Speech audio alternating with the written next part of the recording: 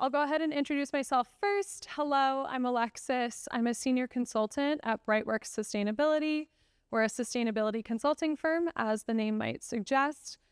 We focus on all kinds of projects, obviously climate action planning, decarbonization, sustainable healthy buildings, you name it.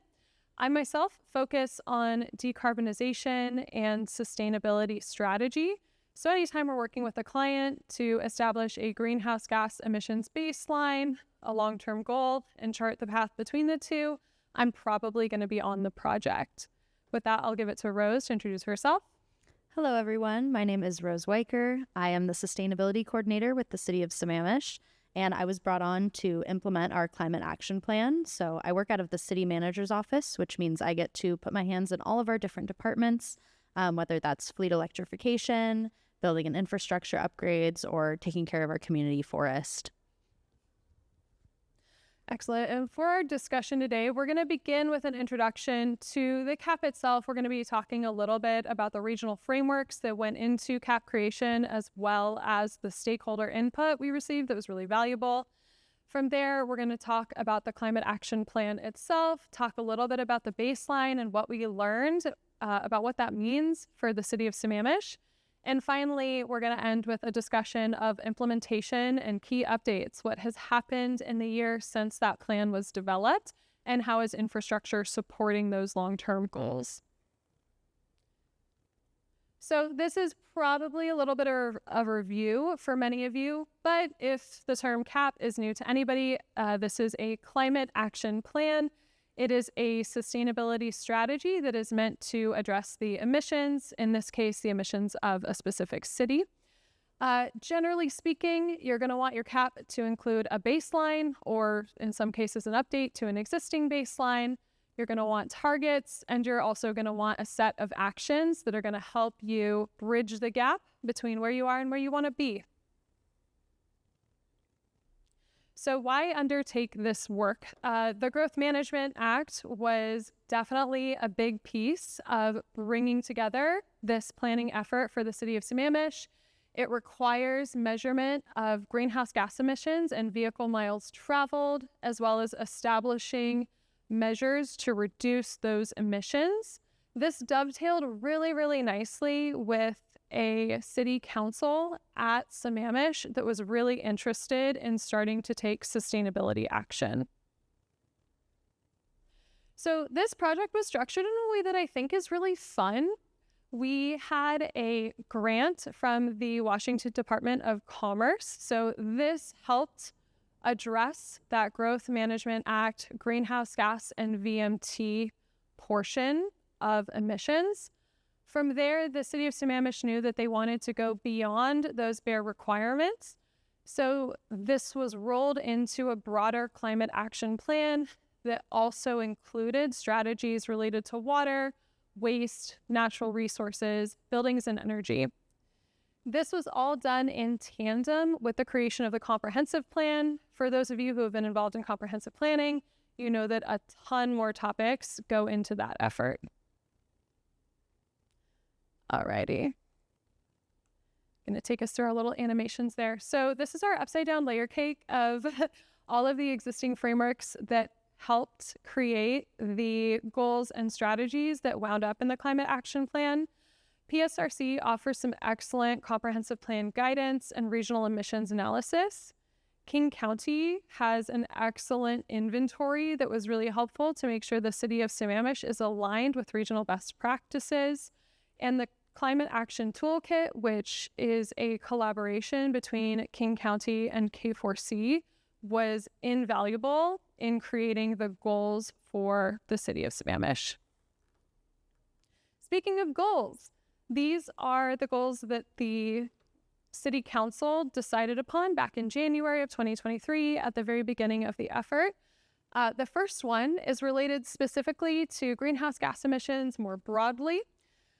The thing I like about this goal, 50% by 2030 is pretty common. This is the only time I have ever seen a 96% by 2050 target.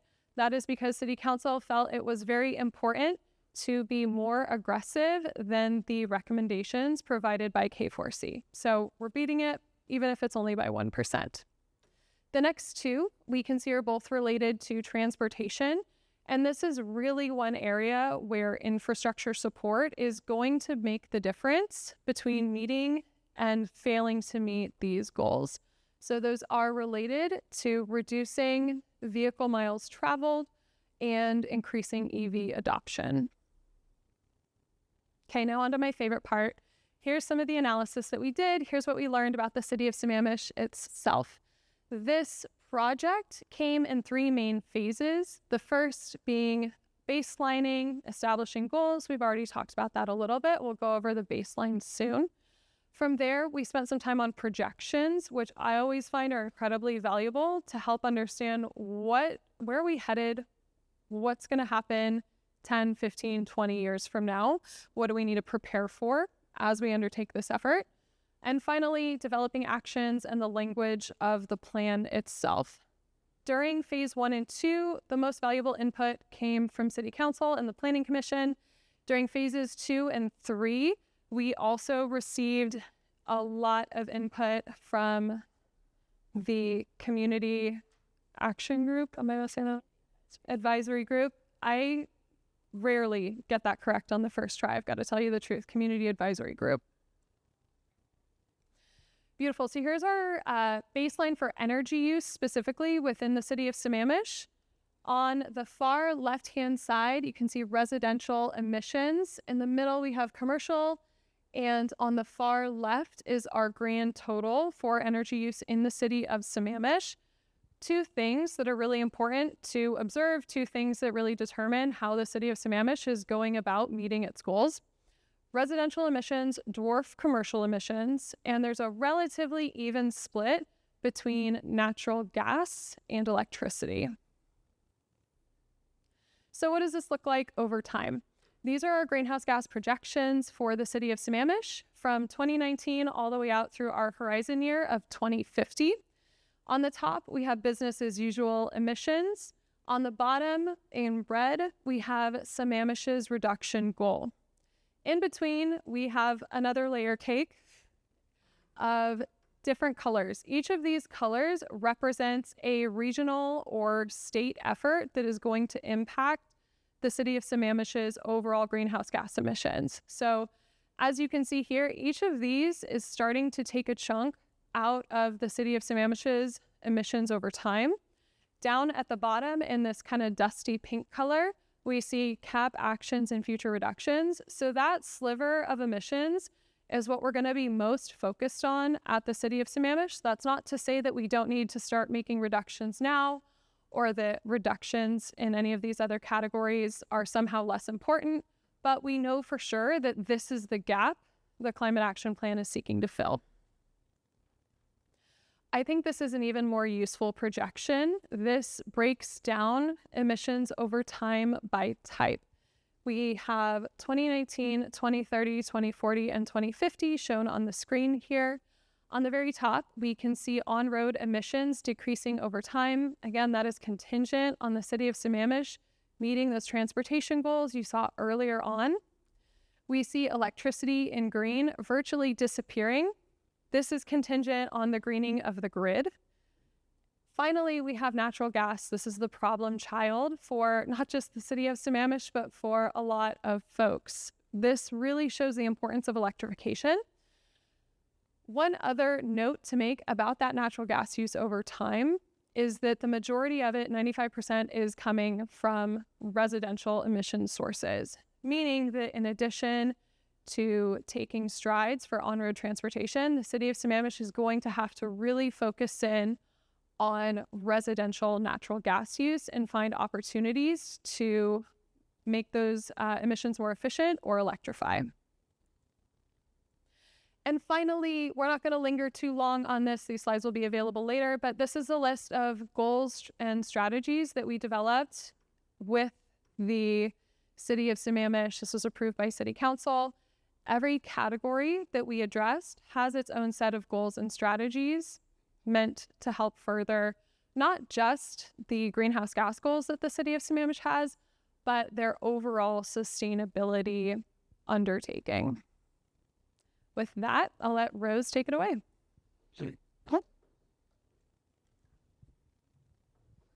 All right. Which one? There we go.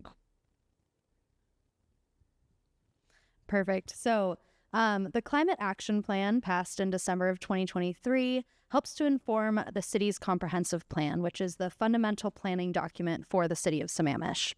Every 10 years, the city reviews the comprehensive plan for periodic updates as required by state law. These updates help the city refine and implement the community vision for how the city will look and function for the next 20 years. The comp plan policies provide guidance and direction for all types of programs and services in the city. As it ties into housing and land use, including transportation and infrastructure planning, the Climate Action Plan emphasizes a targeted approach to emissions reduction. And as Alexis mentioned, it's grounded in regional frameworks to ensure alignment with established best practices. The city's comp plan future land use map is designed to allow for sub-area planning and target future developments in city centers. For those of you who may not be familiar or local, Sammamish is located east of Seattle. It's a very suburban city with about 65,000 residents. As you can see from our emissions profile, we are very residential. We have mostly cul-de-sacs and large single-family homes. So this focus on growth centers rather than continued infill into those single-family neighborhoods allows the city to attain density in areas that are more accessible to transit service and amenities, and also reduces our vehicle miles traveled for our residents. These land use considerations, supplemented by the city's transportation master plan, will result in transportation infrastructure improvements and emissions reductions citywide. The city's Housing Action Plan Housing Diversification Toolkit targets the growth of middle housing typology through planning for smaller attached units and moving away from those large single-family dwellings. Those have historically made up the majority of Sammamish homes. So this is a big change for our community. These plans also allow for unit lot divisions, which are intended to increase density and affordability. Initial rules are in place for these building codes and land use plans, and these will be continually revised in the next biennium. As part of this code work, the city is also planning for additional electric service connections to ensure buildings are compatible with future electric vehicle charging and have capacity to support electric HVAC systems. Collectively, these land use and housing plans will result in better energy efficiency and access for residents over time, ultimately leading to emissions reductions as we aim to reach our Climate Action Plan goals on time by 2050. I'd like to quickly touch on some supplemental programs from our first year of Climate Action Plan implementation. First, the city completed a fleet electrification study over the summer, planning for infrastructure upgrades to support charging as we prepare to transition the city's fleet. Most of the city's emissions profile comes from the residential sector, as we mentioned. So beyond planning and regulations, we are also engaged with our regional partners, currently the cities of Bellevue, Issaquah, Redmond, Kirkland, and Mercer Island, through a collective body called the East Side Climate Partnership. The East Side Climate Partnership is working on programs for electrification, including Energy Smart East Side, which specifically installs heat pumps for income qualified folks. And even if residents don't qualify for the incentive program, we still have information, webinars, and outreach events available for all residents of these cities. This year, we also established a sustainability commission. So this group of volunteer residents was appointed by council after going through an application process, and they provide recommendations on Climate Action Plan implementation projects and programs like Energy Smart East Side. Recognizing our residential heavy greenhouse gas emissions profile, the commission worked with staff to develop a guide called the Sustainable Sammamish Guide, helping residents to reduce their personal and household emissions through behavior changes to make a positive impact in the environment and, again, reach those Climate Action Plan goals. As many of you are already aware, this work does come with challenges. A big challenge of this work is the timing of this infrastructure development and equipment being brought online. It's a bit of a chicken and an egg situation, especially for a suburban city like Sammamish. We are not very well served by public transportation right now, and so the chicken and the egg being we want to increase density, and then hopefully that will bring transit service improvements as well, versus bringing those transportation improvements on the front end to then hopefully increase density, kind of playing that game and threading that line. These challenges can be offset by continuing to partner with our utility and transit service providers to ensure that infrastructure is deployed in a way that works with our development patterns and land use plans. Many of these infrastructure considerations require expensive capital work as well, so finding ways to offset these costs with grants, or better yet, finding partners with similar goals to help secure funding is a huge opportunity that we've been taking advantage of, and I highly recommend you all do as well. We are also lean on staff to complete some of this work, so I am the sole person currently dedicated to Climate Action Plan implementation. So our partnership with other jurisdictions has been really crucial to continuing to move the needle on some of these ambitious goals. Through shared resources, policy language and review, and lessons learned, we've been able to further these goals more than we would if we were just working in isolation. We're also hearing that it's hard to find certain types of equipment, for example, transformers. Supply chain delays affect both private and public infrastructure projects, so make sure that you're planning ahead and cued into market availability to avoid some of those challenges. I also want to take a moment to recognize the importance of our partners, from local school districts to nonprofit groups. Most importantly, when it comes to infrastructure, building and maintaining a positive relationship with your utility has been essential to our success of these plans. This work has been a team effort, and we're extremely grateful to our partners along the way. Speaking of partners, I want to make one final plug for these regional resources that are available. The King County K4C King County Climate Cities Collaborative Climate Action Toolkit provides strategies for different sectors, including transportation, land use, and infrastructure, and these can be adapted to each city's unique characteristics. The toolkit provides clear direction and a range of actions and policies that can be used by any city, even those that have limited financial or staff capacity to develop and implement these plans. Like many King County cities, Sammamish is required to add a climate change and resilience element to our comprehensive plan by 2029. We're adding these elements to our update this year, and we'll refine that information as we move forward into future years. The city has found resources from the Department of Commerce especially helpful in this effort.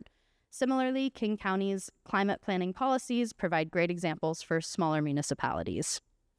Finally, Puget Sound Regional Council's Vision 2050 includes multi-county planning policies, or MPPs, that provide a framework for updating countywide planning policies, and cities like Sammamish that may be smaller use these MPPs as a guide when updating our local comprehensive plans.